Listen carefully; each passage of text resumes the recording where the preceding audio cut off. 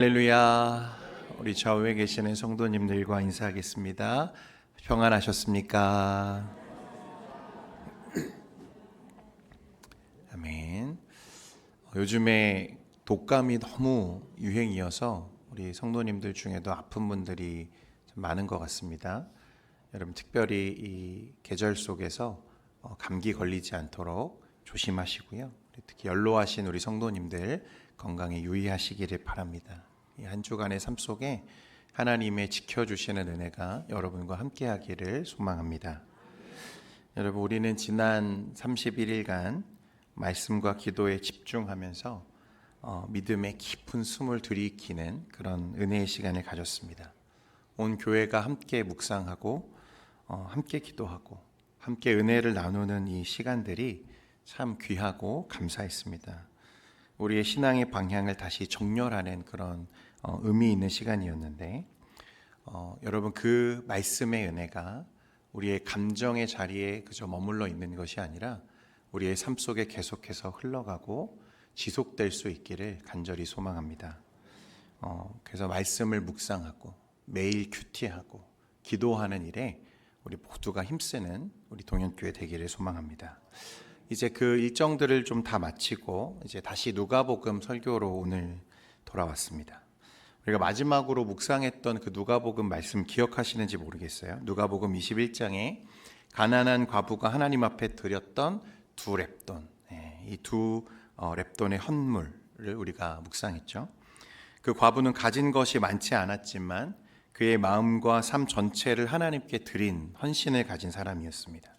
사람들의 눈에는 보이지 않는 그런 헌신, 그러나 하나님은 가장 귀하게 보시는 그 믿음의 헌신이 이 과부의 두 렙돈이었습니다. 그래서 여러분 우리가 그 말씀을 통해서 확인하게 되는 것은 하나님은 우리의 겉모습을 보시는 게 아니라 우리의 무엇을 살피시는 분이십니까? 우리의 중심을 살피시는 분이십니다. 여러분의 마음과 생각을 살피시는 하나님이심을 우리가 확인할 수 있었죠. 이제 오늘 저와 여러분이 또 말씀을 나누어야 되는 이제 22장으로 들어오게 되는데 22장이 되면 분위기가 다시 또 반전이 됩니다. 22장부터 24장까지는 예수님께서 십자가를 지시기까지 그 직접적인 과정을 하나하나 우리에게 보여주는 말씀들이에요. 그래서 유다의 배신, 최후의 만찬, 베드로의 부인, 예수님이 재판을 받으시는 장면, 그리고 마지막 십자가 죽음과 부활 사건까지 예수님의 공생에 그리고 그 클라이막스에 돌입하는 도입부가 오늘 저와 여러분이 나누어야 하는 이 본문입니다. 오늘 본문 1절에 보면요 이렇게 말씀합니다. 유월절이라 하는 무교절이 다가오매. 유월절이 다가오고 있다 이렇게 말씀하죠. 여러분 출애굽기 12장에 보면 이 유월절이 어떻게 유래되었는지를 우리가 알 수 있는데 12장에 그 이스라엘의 출애굽 장면이 이제 기록되어 있습니다. 하나님은 이스라엘을 애굽에서 건져내시기 위해서 온 애굽 땅에 10가지 재앙을 일으키셨고 마지막 10번째 재앙이 뭐였냐면 장자의 죽음이었습니다. 하나님이 애굽 땅 전체에 죽음의 사자를 보내셔서 살아있는 생명 중에서 초태생들 첫 장자를 다 죽게 하셨다는 거죠. 사람이든 동물이든 살아있는 생명이라면 그 중에 모든 처음 태어난 것들, 초태생을 하나님이 다 죽게 하셨습니다. 그런데 이 과정에서 오직 어린 양의 피를 문과 설주에 바른 집, 그 집은 어떻게 되죠? 재앙이 넘어가게 하셨다는 거예요. 여러분 분명히 아셔야 할 것은 이스라엘 사람들이라고 해서 히브리인들이라고 해서 마냥 지나간 게 아니라 어떤 집이 지나간 거예요? 오직 어린 양의 피와 어린 양의 피를 문과 설주에 바른 집만이 이 재앙을 피할 수 있었다는 것입니다. 넘어갔다는 거예요. 그 흘린 피의 공로로 심판과 죽음과 저주의 그림자가 그 히브리인들의 집을 통과합니다. 넘어갔어요. 그래서 이 사건이 유월절의 유래가 되죠. 그래서 유월절의 또 다른 말은 패스오버라고 우리가 말합니다. 넘어갔다는 거예요. 재앙이 넘어갔다. 심판이 지나가고 면해졌다. 그런 의미죠. 이 일이 있고 나서 온 애굽에 임한 이 죽음의 심판을 슬퍼하는 곡소리가 그치지 않았고 결국 애굽의 왕도 권력자도 이스라엘 민족을 어떻게 할 수밖에 없었어요? 보내줄 수밖에 없었어요. 그래서 유월절은 이스라엘의 구원의 날이고 해방의 날임을 말하는 것입니다. 기념하는 절기죠. 하나님이 자신들을 어떻게 구원하셨는지 이것을 계속해서 기억하는 절기가 유월절입니다. 그래서 그 유월절의 핵심은 뭐냐면 이 어린 양의 피예요. 어린 양의 피. 그런데 여러분, 요한복음 1장 29절에 보면요, 세례 요한이 역사의 전면에 예수님이 등장하시는 장면에 뭐라고 고백하는지 한번 보십시오. 요한복음 1장 29절 같이 한번 읽겠습니다. 시작. 이튿날 요한이 예수께서 자기에게 나아오심을 보고 이르되 보라, 세상 죄를 지고 가는 하나님의, 할렐루야, 뭐라고 되어 있습니까? 하나님의 무엇이다? 어린 양이다. 예수님이 뭐라고요? 어린 양이시다. 예수님을 가리켜서 바로 그 유월절에 죽임을 당했던 어린 양으로 정확하게 해석을 지금 하고 있는 거죠. 그래서 출애굽기 12장에서 그 백성들을 구원하기 위해 대신 죽임을 당해야 했던 그 어린 양은 곧 누구를 예표하는 것입니까? 우리 주 예수 그리스도이십니다. 예수 그리스도를 예표하는 날. 세상 죄를 지기 위해서 유월절 어린 양으로 이 땅에 오신 예수님께서, 그러니까 이제 그 진짜 유월절을 지금 준비하는 과정을 오늘 말씀이 우리에게 보여주는 거예요. 그러니까 그동안 이스라엘 백성들이 지켜왔던 절기로서의 모든 유월절은 여러분 오늘 이 한 날의 유월절을 보여주기 위한 하나님의 그림이었던 거죠. 그림자. 이게 오늘 말씀의 배경입니다. 배경. 그리고 그때는 대제사장들과 서기관들이 어떤 마음을 가지고 있었냐면 예수를 어떻게 죽일까? 무슨 방도로 그를 죽여야 할까? 그 음모가 절정에 달해가는 시점이었거든요. 그런데 그런 마음에 장애물이 있었는데 그건 여론이었습니다. 여론. 백성들을 두려워했다 이렇게 말하는데, 왜냐하면 여러분 유월절은 정치적으로는 제국 아래에 있었던 그 노예되었던 이 민족이 해방된 날이잖아요. 그래서 기념하는 국가적인 명절이잖아요. 그러니까 좋은 날인 거죠. 그러니까 좋은 날에 그런 일을 행하기가 어떤 거예요? 마음이 불편한 거죠. 또 예수님은 현재 그 당시만 하더라도 백성들의 열화와 같은 지지를 받고 계셨죠. 저분이야말로 우리의 빵의 문제를 또 이 정치적인 억압, 군사적인 통치, 로마의 압제로부터 우리를 구원해 줄 메시아일지도 몰라라는 기대를 한 몸에 예수님이 받고 계셨어요. 그러니까 그 여론을 지금 그들이 인식하고 생각하고 있는 거죠. 두려워했다는 거예요. 자, 그런데 이때 그들이 방법을 찾지 못해서 고민하고 있을 그때에 이 세력과 야합하여서 예수를 팔아넘긴 자가 나오죠. 그게 누굽니까? 가룟 유다였습니다. 오늘 3절 말씀에 우리 같이 한번 보겠습니다. 3절입니다. 시작. 12 중에 하나인 가룟인이라 부르는 유다에게 사탄이 들어가니. 말씀에 보니까 유다에게 뭐가 들어갔어요? 사탄이 들어갔다. 오늘 우리 나이가 많으신 성도님들에게는 조금 생소하실 수 있는데, 우리가 사는 이 시대를 사람들이 뭐라고 부르고 있냐면 메타버스 시대라 이렇게 부르고 있습니다. 가상과 현실을 넘나들면서 새로운 경험을 만들어내는 그런 시대죠. 대표적인 게 이제 아바타입니다. 아바타. 가상세계죠. 가상세계. 이 흐름 속에서 사람들이 교회를 향해서 꾸준히 질문하고 있는 것들 중에 하나가 뭐냐면, 과연 이런 시대에 사탄의 존재를 말하는 것이 과연 이성적인가 하는 것입니다. 아직도 그런 존재를 믿어야 해? 이런 의문을 계속 세상이 교회를 향해 던지고 있는 거죠. 여러분, 메타버스 시대의 특징은요, 가상의 세계를 통해서 현실의 이해를 넓혀가는 것입니다. 그래서 메타라고 하는 건 가상이라는 뜻이고, 이 버스는 이 세계라는 뜻인데, 두 단어를 합성해서 가상 세계를 말하는 거죠. 그런데 이런 가상과 현실의 대화, 이게 이 시대의 참 트렌드인데, 이 가상과 현실의 대화를 기독교 세계관 안에서 가장 먼저 시도했던 사람 중에 한 사람이 누구냐면, 여러분들 잘 알고 계시는 C.S. 루이스라는 분입니다. C.S. 루이스. 제가 설교 중에도 몇 번 언급한 적이 있어서 많이 들어보셨을 텐데 저분이십니다. C.S. 루이스. 이분은 옥스퍼드와 캠브리지에서 문학을 가르치는 교수였고, 기독교 학교 변증가이고 여러분들도 잘 아시는 그 나니아 연대기라는 작품을 써낸 분이십니다.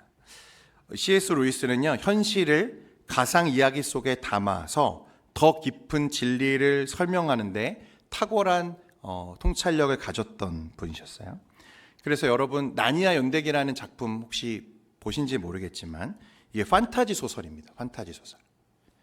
그런데 그 안에 이분은 그 성경적인 진리들, 그러니까 예컨대 예수님의 대속의 죽음 같은 성경적인 진리들을 이 판타지 소설 안에 녹여내는 거예요. 가상의 현실이죠.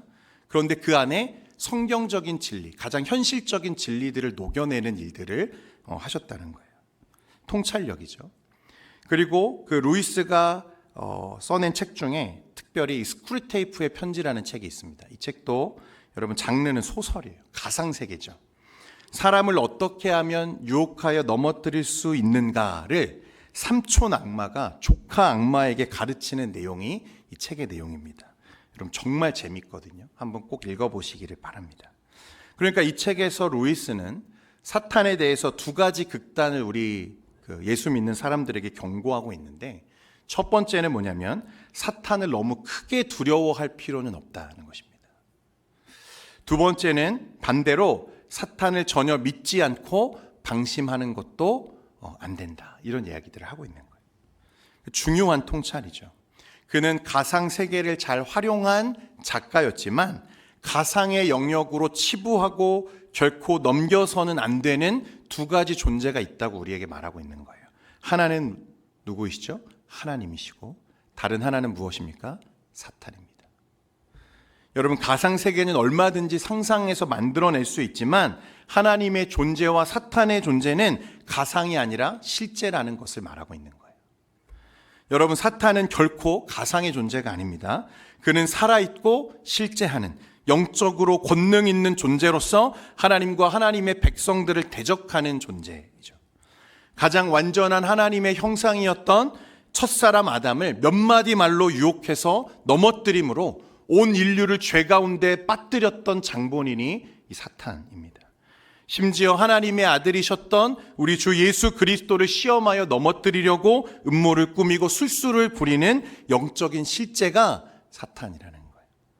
여러분 그래서 우리는 늘 무엇을 경계해야 돼요? 사탄을 경계해야 됩니다. 예수님도 넘어뜨리려고 했던 사탄이라면 여러분 우리는 얼마나 쉽겠습니까? 그렇죠? 그래서 그 사탄이 지금 예수님의 최측근이었던 가룟 유다, 그 제자의 마음속에 그 사탄이 들어갔다는 거예요. 같은 표현이 요한복음 13장 2절에도 나오는데 우리 같이 한번 읽어보겠습니다. 13장 2절입니다. 시작. 마귀가 벌써 시몬의 아들 가룟 유다의 마음에 예수를 팔려는 생각을 넣었더라. 아멘. 이 말은 여러분 사탄이 그에게 들어가서 그의 자유의지를 완전히 상실하는 어떤 상태로 만들었다. 그런 의미가 아닙니다. 유다가 이미 품고 있었던 탐욕과 불신과 실망과 불평이라고 하는 틈을 사용해서 사탄이 그 가운데 역사했다는 거예요. 그래서 여러분 중요한 것은 무엇이냐면 사탄에게 그런 틈을 주지 않는 것이 참 중요합니다. 사탄이 역사하지 못하게 우리에게 틈을 주지 않는 거죠. 그리고 그 틈은 어디서 비롯되냐면 우리의 마음과 생각에서 비롯되는 것입니다. 사탄 마귀가 직접 유다의 마음속에 들어가서 그의 마음을 지배하기에 앞서 했던 일은 뭐냐면 예수를 팔려고 하는 생각을 집어넣는 거였어요. 생각을 넣었다. 여러분 그래서 무엇이 중요하냐면 생각이 중요하고 마음이 중요한 거예요. 성경은 계속해서 저와 여러분에게, 교회에게, 또 예수 믿는 자들에게 우리의 마음과 생각을 관리하고 지키는 데 힘쓰라고 경고하는 것입니다. 잠언 4장 23절에 보면 모든 지킬 만한 것 중에 더욱 내 마음을 지키나 생명의 근원이 이에서 남이니라 하고 있습니다. 그래서 마음을 관리하는 것이 곧 영성을 관리하는 일이고요. 마음에 틈을 주지 않는 것이 사탄과 멀리하는 유일한 방법이라는 거예요. 사탄은 당시 지도자들이 예수를 죽이려고 궁리하고 있는 것과 예수의 제자 유다가 이런 풍조에 야합할 생각을 가진 것을 보고 그 마음속으로 진입할 전략을 지금 세우는 거죠. 그래서 어떤 일이 이루어지냐면 오늘 4절과 5절 말씀에 보면 이에 유다가 대제사장들과 성전 경비대장들에게 가서 예수를 넘겨줄 방도를 의논하매 그들이 기뻐하여 돈을 주기로 언약하는지라. 오늘 본문에는 없지만 예수님을 이 유다가 얼마에 팔았습니까? 은 30에 팔았다. 다른 복음서에 기록되어 있죠. 그런데 유다가 여러분 단지 그 물질의 유혹에 넘어가서 돈이 너무 좋아서 3년간 동행했던 예수님을 팔았는가? 물론 그것이 결정적인 이유는 될 수 있지만 설명이 좀 약한 것 같아요. 물론 물질에 대한 욕심이 결정적 동기였던 것만큼은 부정할 수 없겠지만 그렇게 되기까지 지금 유다의 마음속에 있었던 그 내면의 틈들, 불평과 불만이라고 하는 틈이 지금 작용하고 있는 거죠. 어떤 틈이 벌어져 있었는가? 유다는 예수님을 따르면서 재정을 담당했던 최측근이었잖아요. 예수님을 따라다니면서 예수님의 일생, 일거수일투족을 다 보았어요. 그런데 그 과정 속에서 뭔가 자신의 신념과 기대와 달리 예수님의 모습 속에서 그런 기대가 무너지는 경험들을 그가 하고 있는 거죠. 자신이 기대했던 나라들, 자신이 기대했던 구원자의 모습들. 그런데 예수님이 걸어가는 행보가 점점 자신의 기대와는 어떻게 보이는 거죠? 다르게 보이기 시작하는 거예요. 처음에 오병이어의 기적을 경험하고 죽은 자를 살리시고 병든 자를 막 고쳐내시는 예수님을 보면서 유다는 어떤 꿈을 꾸었을까요? 이분이라면 우리의 열망, 우리의 기대를 이루어 주실 수 있겠구나. 이 정도 능력이라면 내 인생을 좀 걸어볼 만 하겠구나. 그런 기대감에 사로잡혔을 거예요. 막 열망이 형성됐을 겁니다. 그런데 막상 예수님을 따라다녔어요. 그런 능력을 가지고도 그런데 예수님은 어떻게 살아가시는 거죠? 계속해서 아래로 내려가는 삶을 사세요. 점점 내려가세요. 이 정도 인기가 생겼고 이 정도 사람들의 지지를 받고 있으면 그만 내려가고 사람들을 이제는 규합하고 힘을 합쳐서 뭐 해야 돼요? 저 로마 놈들을 몰아내야 되는데 예수님은 점점 어떻게 하시죠? 계속해서 가난한 자들을 만나시고 사람들은 외면하는 자들을 찾아가시고 수가성 여인 같은 사람들을 만나기 위해서 사마리아에 찾아가시고 귀신 들린 자들을 찾아가시고 그들이 정작 원하는 정치적인 행보에는 전혀 관심이 없으신 거죠. 그런 시간이 1년, 2년, 3년이 지나가면서 그 마음에 무엇이 생겨요? 유격이 생기기 시작하는 거예요. 그래서 그는 어떤 결론에 다다르냐면 예수님이 우리가 기대할 만한 그런 사람은 아닌가 보다. 그러니까 유다가 꿈꾸었던 나라, 유다가 꿈꾸었던 이상은 스승이었던 예수 그리스도께서 추구하고 꿈꾸었던 나라와 내면적인 깊은 간격이 지금 있는 것을 우리가 보게 되는 것입니다. 그러니까 유다는 예수님의 제자로서 그 옆을 동행했지만 정작 예수님의 사역, 예수님이 가려고 하시는 십자가에는 관심이 없었던 거죠. 무엇에만 관심이 있습니까? 나의 나라, 나의 영광, 나의 길에만 관심이 있었다는 거예요. 여러분, 이 자리에 있는 저와 여러분도 그런 마음으로 서 있을 수 있습니다. 우리가 제자를 자처하고 그리스도를 따르는 삶을 산다고 말하면서도 정작 주님의 십자가에는 관심이 없고 우리의 시선이 다른 곳에 고정되어 있을 수 있다는 거예요. 그리고 그것이 무엇을 만들어요? 틈을 만들어요. 사탄이 틈탈 수 있는 유격을 만들어내는 것입니다. 주님의 십자가에는 관심이 없고 걸으신 복음적 삶에는 우리가 거리가 멀어져 있는 거죠. 이 땅에 건설할 나의 나라, 나의 영광에만 우리의 시선이 집중되어 있을 때가 많다는 것입니다. 그 틈을 놓치지 않고 사탄이 들어와서 그를 넘어지게 만드는 거죠. 여러분, 그러면 우리의 마음에 틈을 주지 않기 위해서는 어떻게 해야 될까? 도대체 이 교묘하고 정말 능력 있는, 권세 있는 이 사탄을 어떻게 우리가 멀리할 수 있는가? 서양의 격언 중에요, 이런 말이 있습니다. You are what you eat. 이 무슨 말이냐면 사람의 건강과 몸은 평소 먹는 음식이 결정한다, 그런 뜻이에요.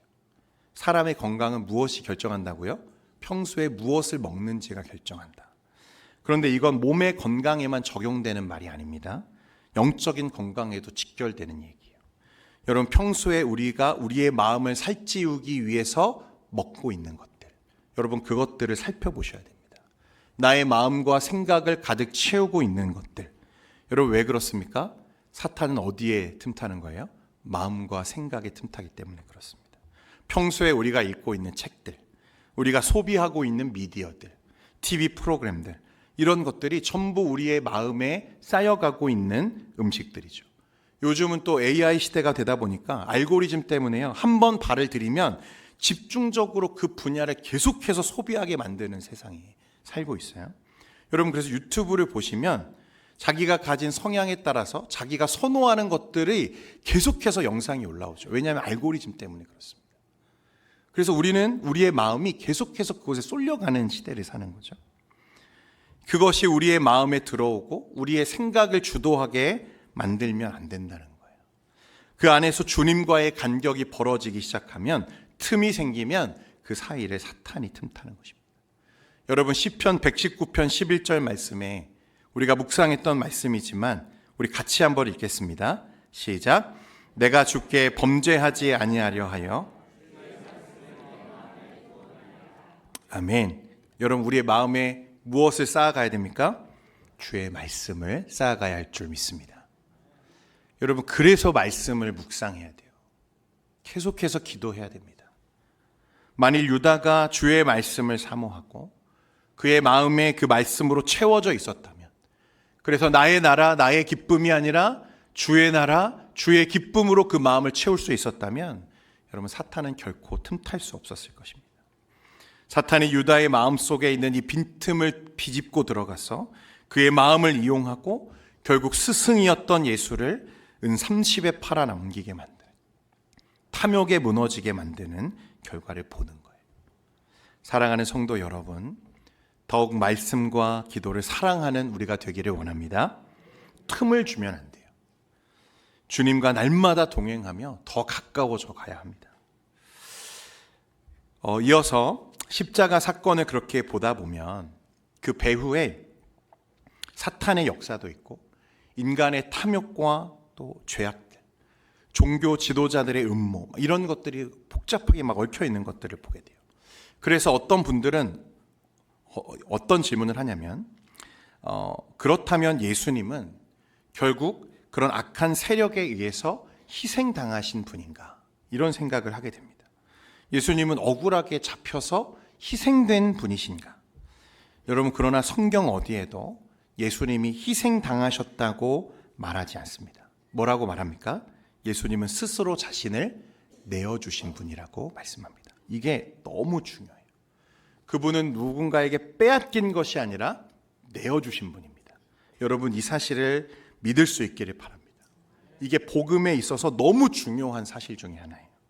오늘 7절 말씀에 보면요, 6월절 어린 양을 잡을 무교절 날이 이른지라고 말씀하고 있고, 앞에서도 말씀드렸지만 6월절은 큰 절기였기 때문에 이스라엘에서 가장 복잡하고 혼잡한 시기죠.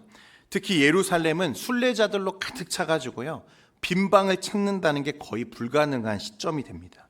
게다가 예수님은 이미 종교 지도자들의 표적이 되어 있었기 때문에 공개적인 어떤 장소를 구한다는 건 위험하고도 현실적으로 어려운 일이기도 했어요. 그런데 그 날이 이르렀죠. 그래서 제자들에게 예수님이 뭐라고 말씀하시냐면, 이제 우리가 6월절 준비하기 위해서, 6월절 식사를 준비하기 위해서 장소가 필요하니까 들어가서 장소를 좀 구해와 라고 베드로와 요한을 보내는 거죠. 그랬더니 제자들이 다시 예수님께 묻는 거예요. 주님, 어디에서 6월절 식사를 준비해야 합니까? 현실적인 질문이잖아요. 사람이 너무 많아서 방도 없고 주님을 노리는 자들도 많은데 우리가 어디서 방을 얻을 수 있겠습니까? 이런 말입니다. 그런데 예수님의 대답이요, 너무 태연해요. 이미 모든 것을 알고 계신 분처럼 좌표를 지정하시면서 제자들에게 말씀하시는 거예요. 성 안으로 들어가 봐. 그러면 알 수 있어. 성 안으로 들어가면 어디서 묵어야 하는지 다 알 수 있어. 이렇게 말씀하시는 거예요. 그래서 성 안에 들어가면 물 한 동이를 들고 가는 사람을 만나게 될 텐데 그 사람을 따라가서 그가 들어가는 집의 주인에게 물어보면 돼. 이렇게 말씀하는 거예요. 그러면 그가 준비된 객실을 너희에게 보여줄 거야. 여러분 여기서 중요한 점이 뭐냐면요, 예수님이 성 안에 들어가서 물 한 동이를 지고 가는 사람을 만나게 될 거라고 하셨는데 여기서의 사람은요, 독특하게도 남성 명사가 사용되었어요.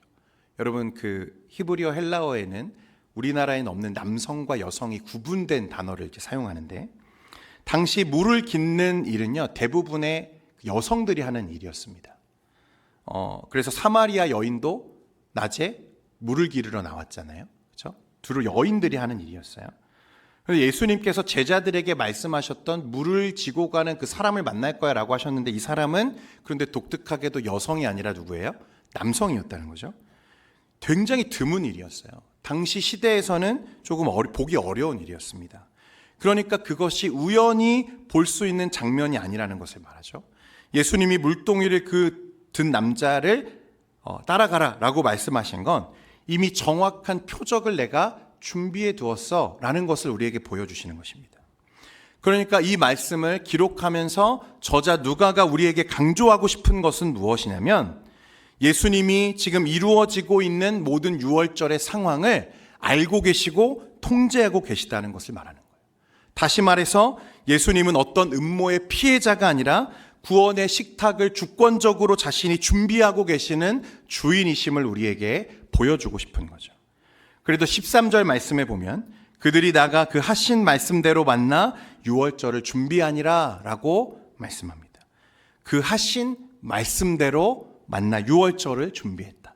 이게 무슨 뜻이냐면 계획대로 되고 있었다는 거예요. 계획대로. 그 말씀하신 대로 되고 있었다. 세상 죄를 지고 가는 어린 양.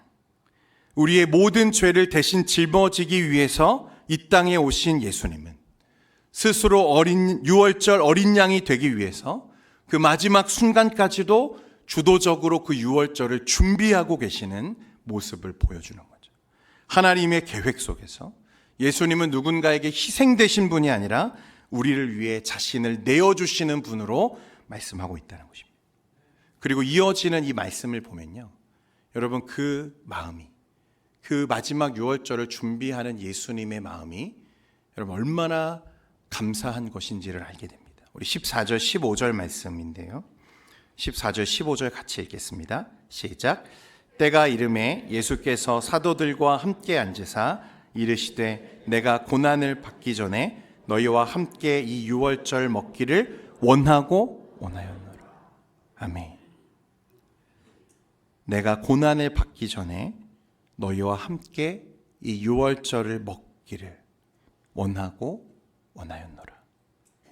여기서 원하고 원하였다. 여러분 성경에서 같은 단어를 반복하는 건 그걸 강조하는 의미거든요. 예수님이 뭐라고 말씀하시냐면 내가 이제 고난을 받아야 되는데 그 전에 너희와 함께 이 유월절 먹기를 내가 원하고 원했어. 그 말은요 그냥 원했다는 게 아니라 간절히 바라고 깊이 갈망했다는 뜻입니다. 여러분 그런데 이 유월절의 의미가 뭐예요? 어린 양의 죽음이잖아요. 예수님의 희생을 예표하는 날이잖아요. 그러니까 지금 예수님은 저와 여러분에게 무엇을 말씀하시는 거예요? 예수님은 십자가를 억지로 떠밀려서 지신 게 아니라 여론에 밀려서 마지못해 걸어가신 게 아니라 오랜 세월 동안 우리를 위해서 그 십자가를 기꺼이 지기를 내가 원하고 갈망해 왔다고 말씀하시는 거예요.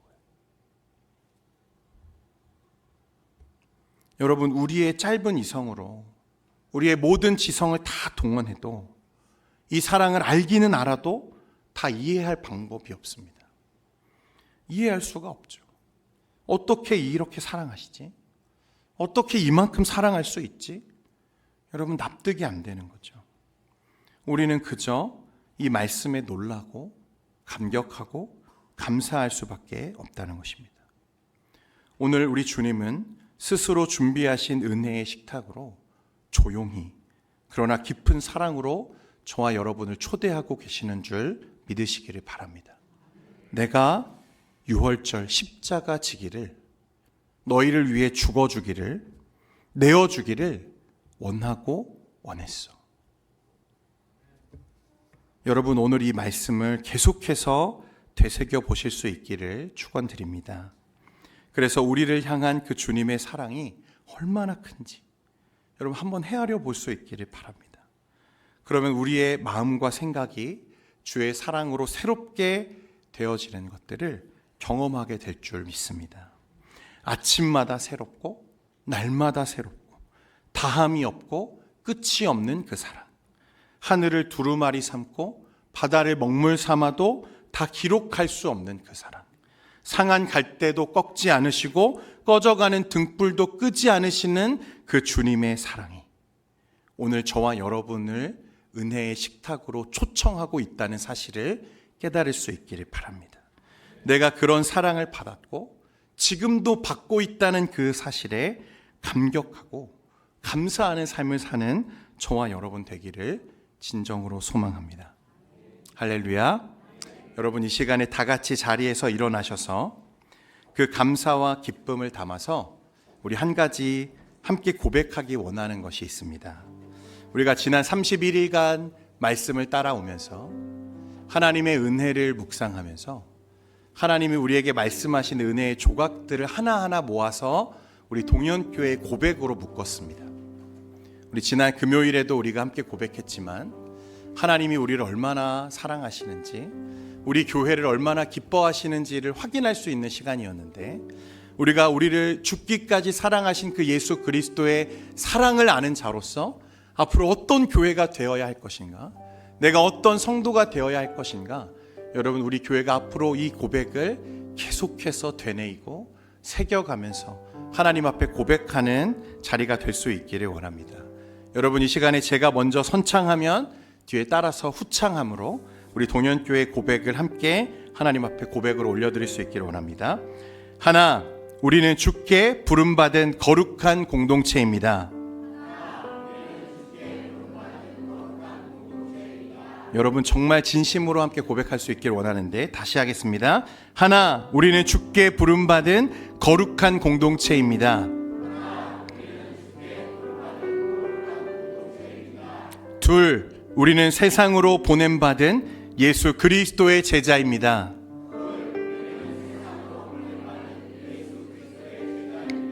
셋, 우리는 한 몸을 이루어 서로를 살리는 지체로 살아가겠습니다.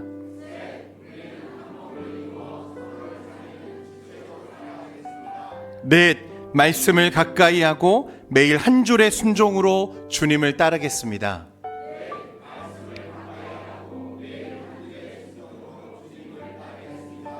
다섯, 기도의 자리를 지키며 문을 여시는 하나님을 신뢰하겠습니다.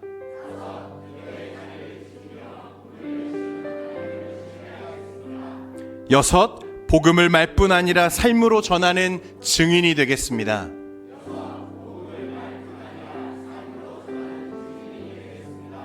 일곱, 가정과 일터에서 빛과 소금으로 세상을 섬기겠습니다.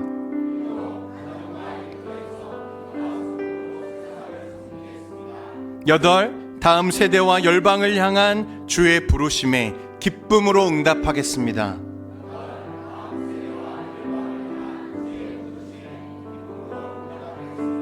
아홉, 성령의 바람이 머무는 교회, 주님의 나라를 드러내는 동현교회가 되겠습니다.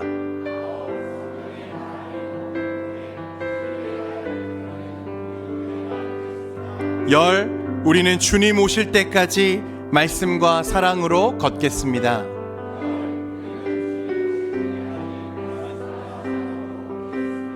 할렐루야. 우리 하나님께 영광의 박수 올려드립니다. 우리 시간의 그 사랑, 날 향한 하나님의 그 내어주시는 사랑, 단 한순간도 우리를 위해서 머뭇거리지 않고 십자가 위에 그 생명을 내어주신 그 사랑, 오늘 그 복음 위에 여러분들의 삶이 다시 새롭게 되기를 소망합니다.